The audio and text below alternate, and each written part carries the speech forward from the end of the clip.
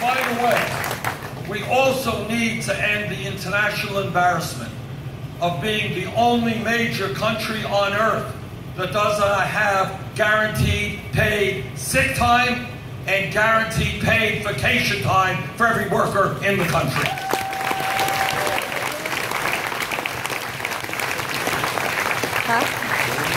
Now, running for president, when you run for president, one of the fun things is you can raise issues that many people would prefer not to talk about. So let me mention a couple of them. Number one, jobs report just came out the other day, as it does every month, and it tells us that official unemployment is 5.1%. But there is another government statistic which often does not get a lot of media attention. And that statistic includes those people who are unemployed, who are underemployed, working 20 hours when they want to work 40 hours, or have given up looking for work entirely. Real unemployment is over 10% in America. And let me tell you something else that nobody talks about, and that is the tragedy of youth unemployment in this country. I asked for a study about 6 weeks ago, and this is what the study told us from a very good economic think tank. For high school graduates, listen to this, high school graduates between 17 and 20 years of age who graduated high school. Real unemployment for the kids who are white, 33%. Hispanic kids, 36%. African American kids, 51%.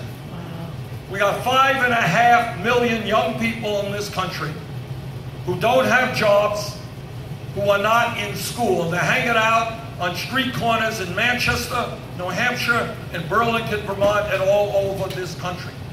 And if anyone thinks that this outrageously high rate of youth unemployment is not connected to the fact that we have more people in jail than any other country, you would be sorely mistaken.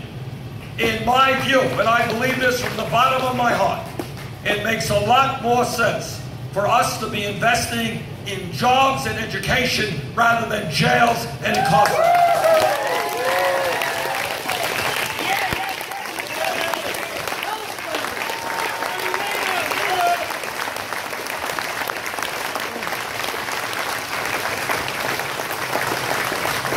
This country, this great country, should not lead the world in the number of people who are in jail.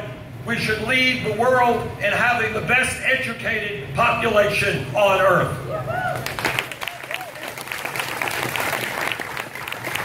I think a good start forward in putting people to work is to rebuild our crumbling infrastructure, our roads, our bridges, water systems, wastewater plants, airports, rail.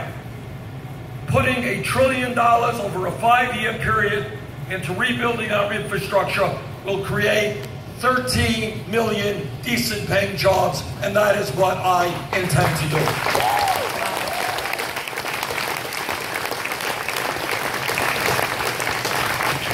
And when we talk about jobs, it's not only creating millions of decent paying jobs, it is preventing the loss of millions of jobs as a result of our disastrous trade policies. You are looking at a senator and a former congressman who voted against NAFTA, CAFTA, and permanent normal trade relations with China.